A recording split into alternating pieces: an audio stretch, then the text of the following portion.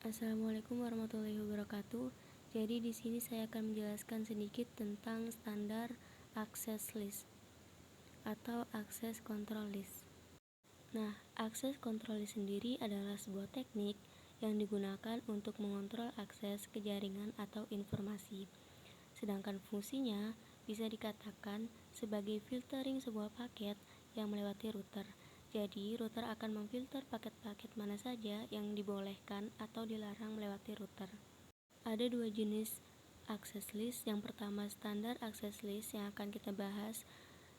Standar access list sendiri itu adalah dikonfigurasikan pada router yang terdekat saja. Destination pada access control list standar ini, kita hanya dapat memblok sebuah network, subnet, dan host. Untuk action dalam memfilternya, hanya terdapat deny atau yang dilarang dan permit atau yang dibolehkan. Selanjutnya, extend ini akan kita bahas pada video berikutnya. Ketentuan standar access list. Yang pertama, standar access list ini hanya dapat melakukan filtering berdasarkan IP host atau IP network source-nya saja. Yang kedua, standar access list menggunakan access list number 1-99. Yang ketiga, konfigurasi sedekat mungkin dengan destination atau tujuannya. Yang keempat, direction in dan out-nya ditentukan berdasarkan arah paketnya dari source menuju destination. Di sini saya sebagai contohnya dengan topologi 2 buah router, 2 buah switch. Pada switch yang pertama itu terdapat 4 VLAN dan masing-masing VLAN-nya terdapat 2 user. Sedangkan di switch yang kedua terdapat 4 server. Yang pertama kita akan konfigurasi pada routernya. Router yang pertama enable conft, hostname-nya boleh dirubah atau boleh tidak dirubah. Di sini saya dirubah agar tidak tertukar dengan router yang lain. Kemudian masuk ke interface yang terhubung ke router 2. Setelah itu tambahkan IP add. Di sini menggunakan IP 10.10.1.255.255.255.0. Jangan lupa no shutdown.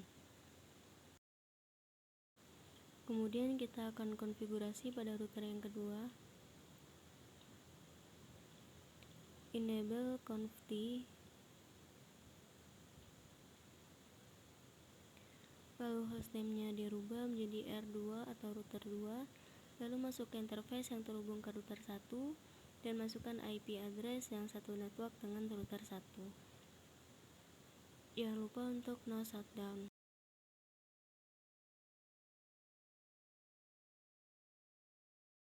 Setelah itu kita akan konfigurasi pada switch yang pertama dengan hostname-nya SW1, lalu masuk ke interface yang terhubung ke router 1 dengan mode terang. Setelah itu kita membuat VLAN-nya. Yang pertama di sini setting VLAN 10, masuk ke interface yang terhubung ke user client VLAN 10 dengan mode akses dan switch port akses VLAN 10. Setelah itu kita juga buat VLAN 20 dengan interface disesuaikan yang terhubung ke user VLAN-nya dengan mode akses dan juga switch akses VLAN 10 dan disesuaikan VLAN 30 dan juga VLAN 40.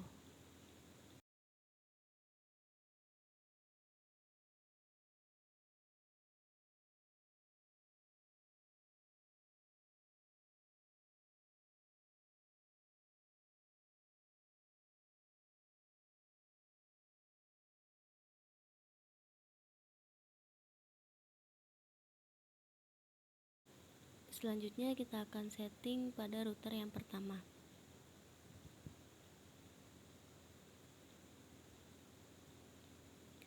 Masuk ke interface yang terhubung ke switch, lalu titik nomor VLAN-nya, kemudian encapsulation.1key nomor VLAN-nya. Kemudian masukkan IP gateway VLAN 10. Jangan lupa untuk memasukkan subnet max-nya. Setelah itu kita juga akan setting pada interface VLAN 20, 30 dan juga VLAN 40. Kurang lebih konfigurasinya sama, hanya dibedakan untuk nomor VLAN-nya saja dan juga IP gateway-nya.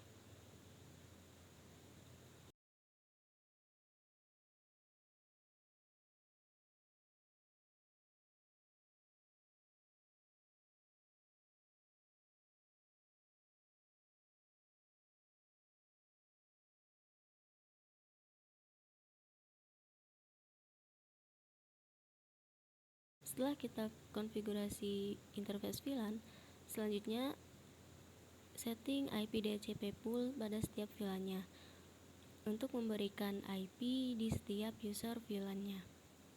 Dengan perintah IP DHCP pool, yang pertama VLAN 10, setelah itu masukkan IP network VLAN 10 dengan IP 192.168.10.0 dan jangan lupa untuk memasukkan subnet mask-nya. Kemudian default routernya atau default gateway-nya di sini 10.1. Setelah itu kita juga tidak lupa untuk setting IP DHCP pool untuk VLAN 20, 30 dan juga VLAN 40.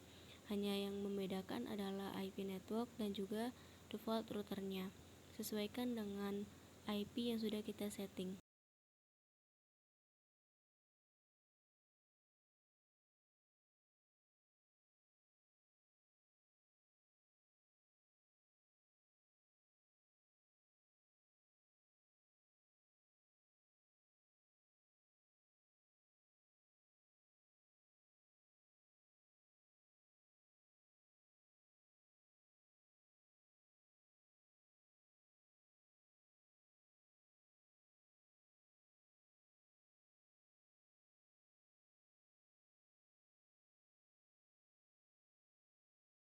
Pada router 1 kita sudah setting IP DHCP pool.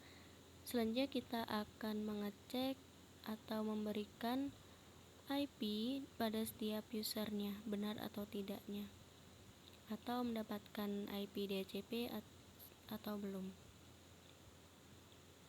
Selanjutnya kita akan konfigurasi routing OSPF dengan sintak router OSPF 1. Untuk router 1 masukkan networknya, network yang ke jalur router 2, selanjutnya network VLAN 10, network VLAN 20, network VLAN 30 dan juga network VLAN 40. Jangan lupa untuk memasukkan wildcard-nya. Konfigurasi pada router 1 sudah selesai. Selanjutnya kita akan konfigurasi pada router 2.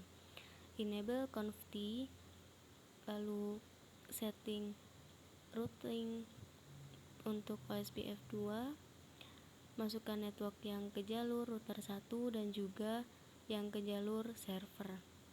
Jangan lupa untuk memasukkan wildcard-nya.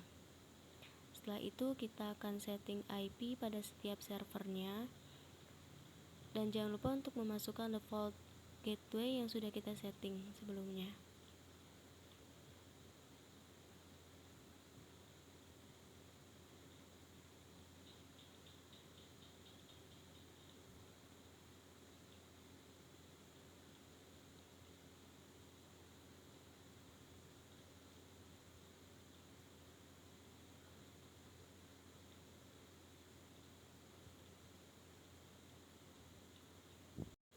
Pada router 2 juga kita jangan lupa untuk memasukkan IP gateway servernya. Yang pertama masuk ke interface yang terhubung ke switch 2, kemudian masukkan IP gateway untuk servernya dan jangan lupa no shutdown. Selanjutnya kita akan konfigurasi standar access list pada router 2. Access list, lalu kemudian tanda tanya. Nah, di sini terlihat number access control list-nya. Untuk yang standar 1-99, sedangkan yang extended 100-199. Kita akan konfigurasi yang standar dengan number access list 1. Setelah itu deny. Di sini saya setting deny karena saya akan memblok VLAN 40 ke server. Setelah itu tanda tanya lagi.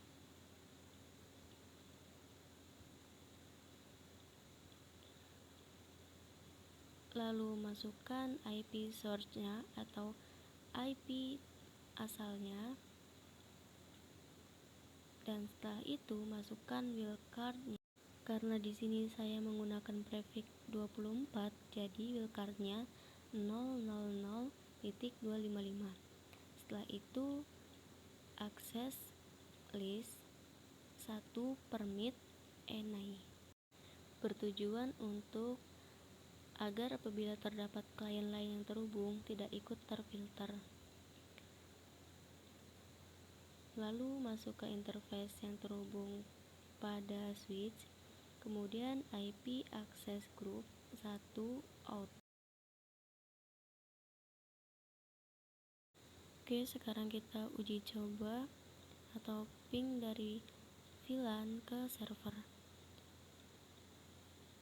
Untuk kasusnya tadi saya blok dari VLAN 40 ke semua server.